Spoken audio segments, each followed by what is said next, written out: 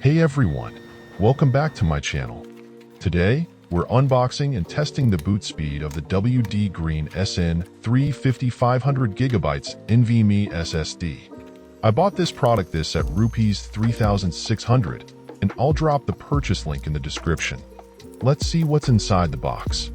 This SSD offers fast NVMe performance for daily computing needs, with speeds up to 2,400 MB/s.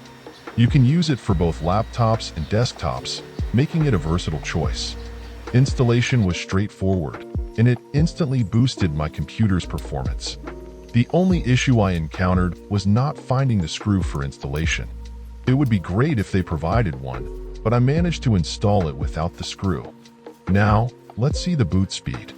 It takes only 9 to 10 seconds to boot up. It's really fast and a great value for money. Don't think too much. Just buy it. If you have an old PC, try upgrading with this SSD.